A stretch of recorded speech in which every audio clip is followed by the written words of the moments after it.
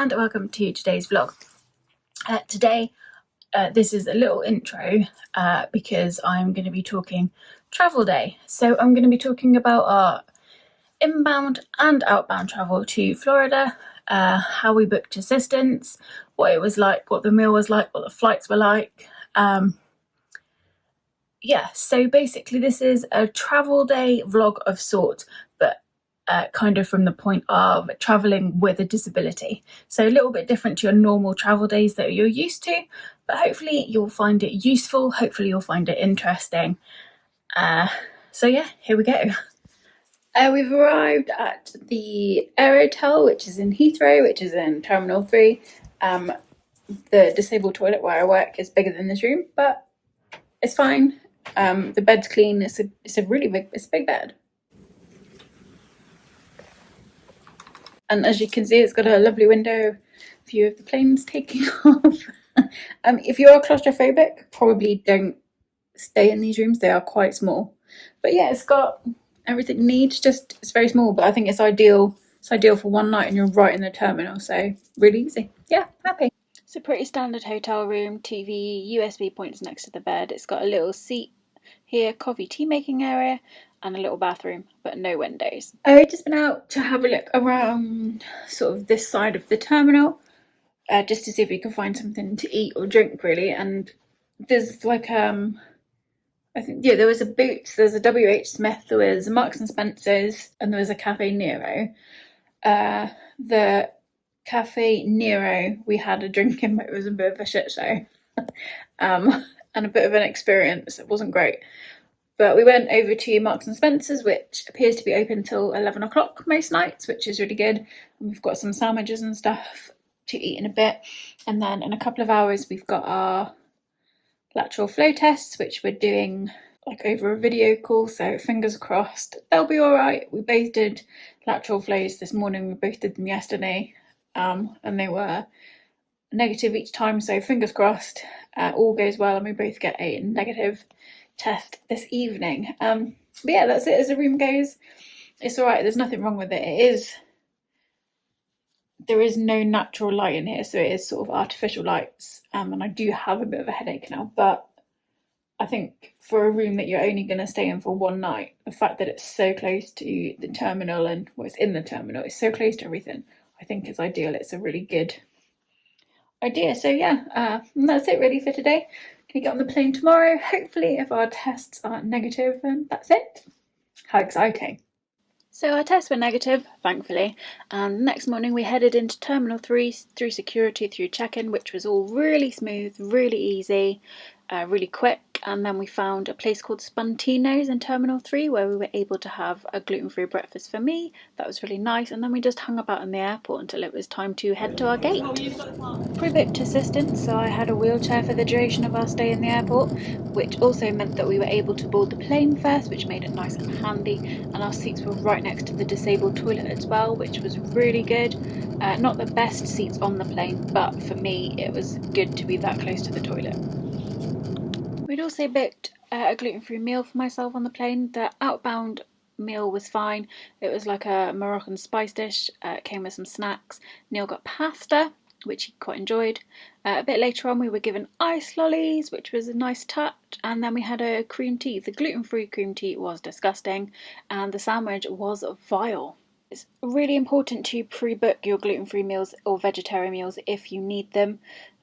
The flight was fine, really easy, not too much turbulence. It was a little bit delayed leaving, but only took about 9 or so hours, and actually the flight was fine, no trouble at all, no bother. So when we landed at MCO, the assistance was there and waiting for us. Unfortunately, they had a number of wheelchairs, but only one person, so Neil did have to navigate the wheelchair, which is fine. We managed to get through security. That took a little bit of a wait, as it quite often does, but it was all fairly well organised. We managed to find our bags quite quickly, hop on the monorail, and then get over to the main airport so we could get an Uber to our hotel. 2 weeks later, we're back at MCO, heading home. Again, assistance was really good here. When we checked in at the Virgin desk, we mentioned our assistance and there was a wheelchair there ready and waiting for us. We were offered someone to sort of give us a hand, but Neil was fine to do that on his own, which was great. And again, being in the wheelchair means that you get on the plane first, which is ideal because everyone's queuing and shoving and pushing, desperate to be first on that plane. And it's really nice to watch them have to wait while I get on first. But yeah, the assistance worked really well for us. I'm really glad we booked it. We're definitely going to be booking it again because it is a long old trek around the airports to get from the gate to security to check in, etc. And I wouldn't have been able to do that walk, it would have just been too much for me. So yeah, we pre-booked the assistance through the Virgin Atlantic app, and if you check out your own airline when you fly, there should be options there for you to book things like your gluten-free meal and things like assistance if you need them. But yeah, I have heard horror stories about assistance before, but actually the assistance worked really well for us. I was really pleased. It was much better at MCO than it was at Heathrow, though, I will say. If you have your own power chair, wheelchair, electric scooter, anything like that, you are allowed to take it on the plane, and it works the same way as pushchairs and buggies do. You can take it sort of straight up to the plane, and then it is stored in the hold for the duration of the flight, and then sort of found again at the end.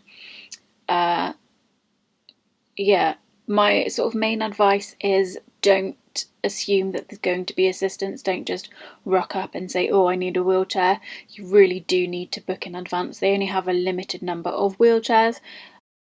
So like I mentioned earlier, our flight home was really delayed. The storms delayed us significantly, and the turbulence of all of the east coast of America was shocking. I really didn't do well with the turbulence. It frightens me, and it was a little bit scary, but the flight itself was fine. I'm just a bit anxious about things like that, and Neil managed to sleep through it all anyway.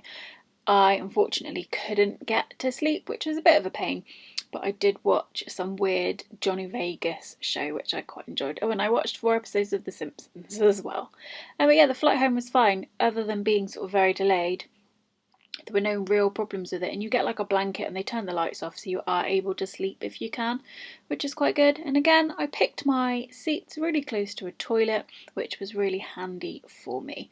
It was again right at the very back of the plane and not the best seats, but for me, the having better seats is not outweighed by my need to be close to the toilet.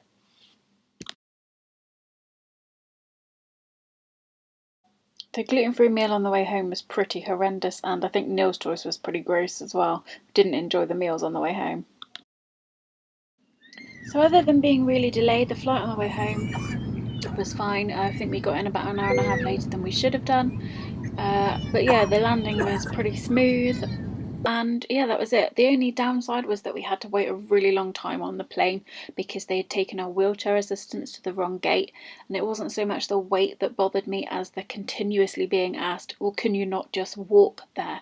Yeah, I booked a wheelchair for fun. I could totally walk there. They eventually did find us a wheelchair and we were able to get off the plane. And then getting back through security and collecting our bags and stuff was actually really smooth and didn't take that long. So that was our travel day. Thank you for watching. We have certainly thought of a few things we're going to do differently for our next holiday at the end of October. We're going to think about staying somewhere else because actually staying in the terminal, it was fine and it was really easy, but the nature of the hotel, isn't sort of conducive to a fun stay. We are really hopeful that we're not going to have to do LFTs in October because that would just make everything so much easier. Not that it was hard, not that it was a hassle, it was all fairly straightforward and fairly easy, but you do feel really stressed waiting for those results, even when you know they're going to be negative. It's quite stressful. So yeah, there are, a few things we're going to do differently next time. But all in all, we're really pleased with the assistance, especially at MCO in Florida. The assistance and actually the airport in general in Florida, MCO was fantastic. It was a really good airport. Heathrow, on the other hand, not so much. Heathrow was just sort of one big chaotic nightmare. But that is the best, easiest option for us to fly out of at the moment. So not really a lot we can do about, just hope it's a little bit smoother next time, I guess. There we go. If you've got any questions, if you've got any comments, drop them below. And as always, thank you for watching. Don't forget to like and subscribe, and I will be back soon with another video.